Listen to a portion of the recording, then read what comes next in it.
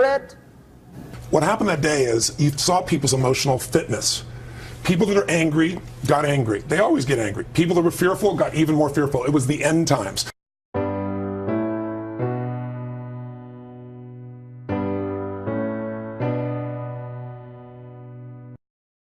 Tony, it's good to have you here. Good morning. Thank you, Matt. Let me talk about fear right off the bat. Fear of not being able to make ends meet, provide for your family, fear you're going to lose your job or your home or a combination of the two. How do you tell people to deal with the emotion of fear? I think people have to educate themselves as to what's really happening right now. We are going through a transition. It's a season, and every generation has faced some pretty tough seasons at some stage. Some do it at a very young age, some do it at an older age. And we talk about the Great Generation. If you were born in 1910, by the time you're 20 years old, you were in the Great Depression. When you were 30, you were in World War II. So our generation has had it fairly easy. We've all experienced pain. I'm sure you've experienced it in your family. I have in mine. But we haven't experienced it at a cultural level to the extreme that we're starting to experience So right you're now. saying we haven't been adversity tested. We lived through a period where mortgages seemed too good to be true, so we bought bigger houses. That's right. Where gas seemed relatively cheap, so we bought more and bigger cars. Where the stock market was booming, so we invested. Now we're finally seeing adversity? We're seeing it at a much deeper level, and we're going to see more of it. I mean, we have $9.5 trillion worth of debt against the GDP that's, $13.5 trillion. So there are real challenges. They're not going to go away tomorrow. But here's what we have to be able to do. With every season, there are challenges, just like nature seasons, and there are opportunities. And right now, while you're seeing, huge deflation that we're seeing right now in prices of real estate, we're seeing people losing their homes at 250,000 people a month. We're putting ourselves in a position, we see this tremendous volatility in the stock market. But at the same time right now, commodities, oil, gold, foodstuffs are exploding. They're in a bull market. Right now, if you try to use the US dollar over in Europe, you get to see, it's dropped by 40%. But if you took that same money and you're investing in Vietnam, even if you're just a little investor just getting going, your money goes a long way and you're in an economy that is growing at a different rate. I like your concept of looking for the bright side, the opportunity as you put it. But if the guy's calling you at night as you're sitting down to have dinner and he's trying to collect on the bills and you're worried about losing your benefits at work, it's tough to look outside your immediate misery and see opportunity. So how do you coach people to do that? How do they get over that hump? You have to train yourself emotionally and mentally. It's like anything else. People have a habit. When 911 happened, I was together with about 2,500 people from 45 countries. It hit. We got the phone call at 3 in the morning. We're actually in Hawaii. And I had about 110 different people from the financial district here. Many people live there. So 65 people plus had lost their entire business, all their friends, all their family. What happened that day is you saw people's emotional fitness. People that are angry got angry. They always get angry. People that were fearful got even more fearful. It was the end times.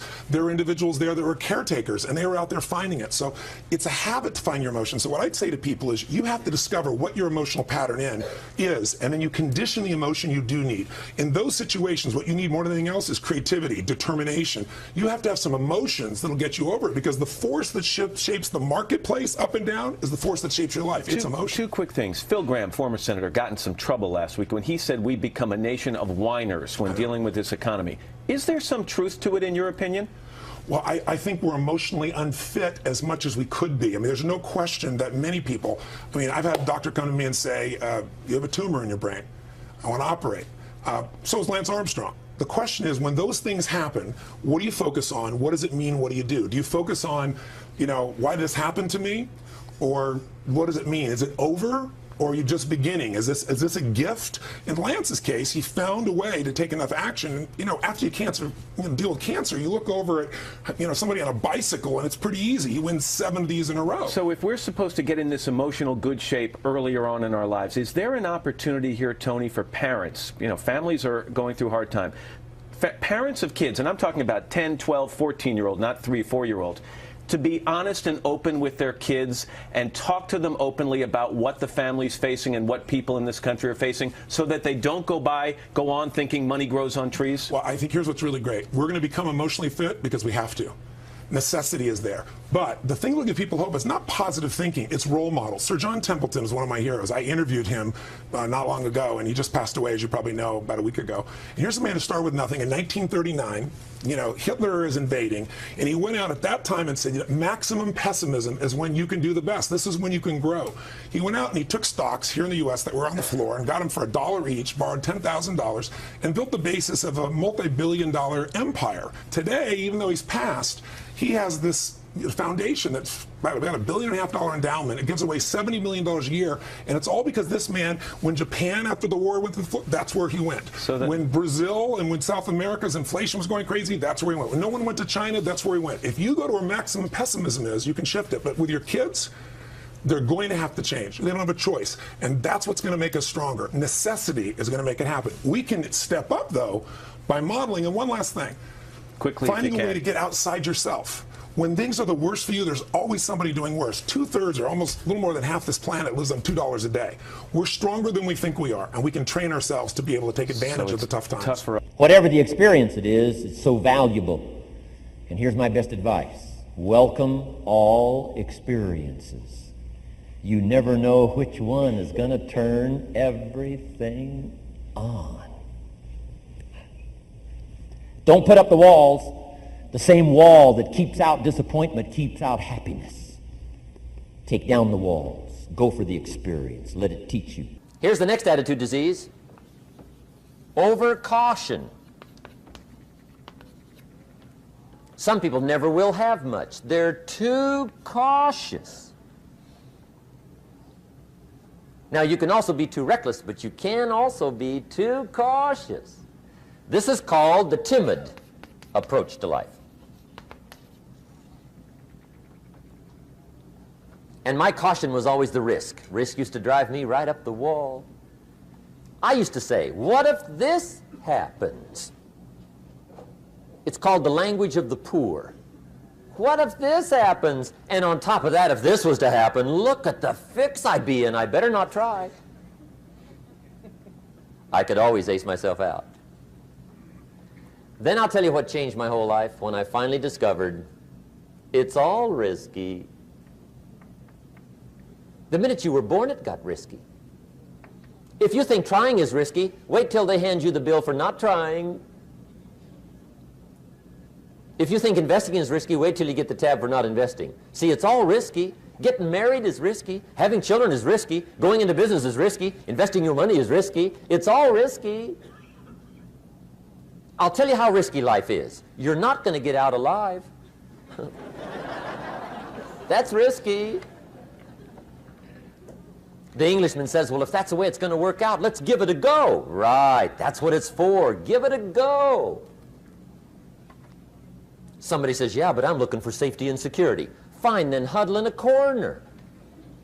We'll cover you with a sheet, bring you 3 meals a day. And we'll protect you, feed you, look after you, care for you. We won't let anything happen to you, and you'll probably live to be 100. The guy said, well, yeah, I'd live to be 100. But what a way to live. Right. What a way to live, safe and secure. Don't ask for security. Ask for adventure. Better to live 30 years full of adventure than 100 years safe in the corner. And see, it's not important how long you live. What's important is how you live. Here's the next attitude disease. We're almost through with this motley list. In fact, we're almost through. Hang on. The next one is pessimism. Pessimism, the deadly disease of always looking on the bad side, the problem side, the difficult side, checking all the reasons why it can't be done. The poor pessimist leads an ugly life. He doesn't try to figure out what's right. He tries to figure out what's wrong. He doesn't look for virtue. He looks for faults. And when he finds them, he's delighted. How ugly. This is the poor guy who looks through the window, doesn't see the sunset. He sees the specks on the window.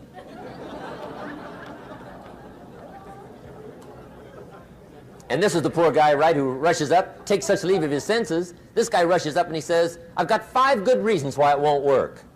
He's so dumb he doesn't know all he needs one. He's got five.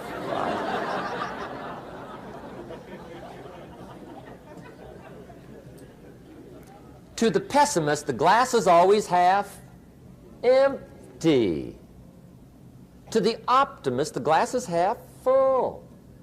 Why would the same measure affect people two different ways? Answer: it all depends on how you look at it. Our lives are mostly affected by the way we think things are, not the way they are. The way we think they are affects us most. There's a subject we don't have time to get into tonight called better thinking habits. One of the major things Shoaff taught me when I met him, he said, poor thinking habits keeps most people poor. Not poor working habits. Most people work hard, but they don't think hard. And Shoaff taught me that the mind is like a factory, a mental factory. And whatever you think about all day long pours ingredients into this mental factory. And that's what builds the economic, social, financial fabric of your life. He quoted me a Bible phrase that says, as you think, so you become. How awesome. When he talked about poor thinking habits, he had me. I used to start the day reading the morning newspaper. I mean, you can believe that or not. I'd get a cup of coffee and read the paper. I'd load up on wars and riots and murders and stabbings and killings and bank robberies and muggings and car wrecks and tragedies. I'd even read the back pages. I seem to like that stuff for some weird reason. I'd load up on all that, and then I'd start the day. You can imagine the kind of days I used to have. You walk around on your financial knees. They call you economic peewee.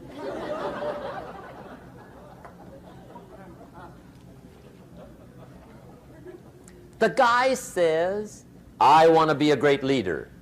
Wonderful. The first thing we do is follow him to his house. When we get there, we walk in and check his library, number one. Somebody says, well, why check his library? The reason is because what a man reads pours massive ingredients into his mental factory, and the fabric of his life is built from those ingredients. You would not believe what some people have got in their house to read. You would not believe. One of the best dressed up words I know for a lot of it is trash. Can you imagine dumping a barrel of trash into this mental factory every day and coming out with a rich, dynamic, positive life? It can't be done. You might as well try making a cake with cement. The kids back in Danbury, Connecticut, high school, they're asking me questions one day. I'm talking to the kids. Kids got good questions these days. One of them said to me, Mr. Rohn, how do you build the good life? I said, it's simple.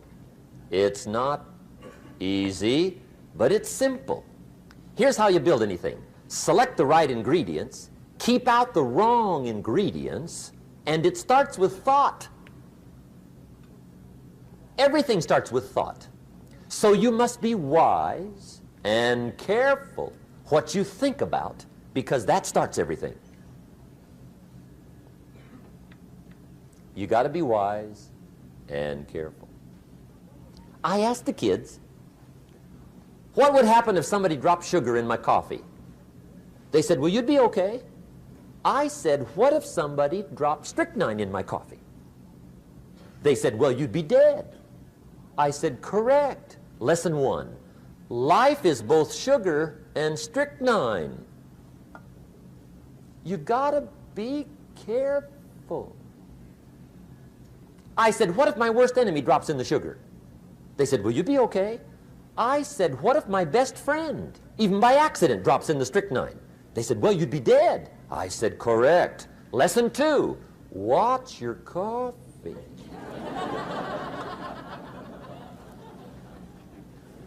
You got to be careful. See, it doesn't matter who hands you the bad stuff. It doesn't matter where you get the bad stuff. It'll still do its damage on your bank account, wherever you get it. Mr. Shoaff gave me one of the greatest phrases when I first met him when he said, Jim, every day stand guard at the door of your mind. How important. Stand guard at the door of your mind. And you decide what goes into your mental factory. Don't let anybody just dump anything they want to in your mental factory, because you've got to live with the results. Okay, here's the last disease, and we're through with this list. In fact, we're almost through. Hang on. The last subject is very brief. The last disease, but this one is deadly. Engage in this one, indulge in it even slightly, and you might as well forget the future, because it's going to forget you. Complaining, crying, whining, griping, a Bible word called murmuring. See, that'll ace your future. Spend 5 minutes complaining, and you have wasted 5. And you may have begun what's known as economic cancer of the bone. Surely they will soon haul you off into a financial desert and there let you choke on the dust of your own regret. I hope I said that well, so you won't forget. It's a deadly disease. If you don't think it's bad, ask the children of Israel of Old Testament fame. Typical of us all, their story just happened to get in the book. Story says, children of Israel were slaves. God performed a series of dazzling miracles and got them out. And now they're heading for the promised land. Remember the story? Heading for the promised land. Tragedy of the story, they never got there. Reason. From day one, they started to complain. They griped about the water. They griped about the weather. They whined and cried and griped about the food. They griped about the leadership. They whined and cried because it was too far, too cold, too hot, too difficult, too miserable. I mean, they whined and cried for years. Finally, God said, I've had it, trip canceled. Or something like that. The story says they died in the desert, never got to the promised land. Which I think means two things.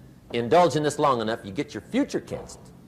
And I guess it also means even God himself can only take so much.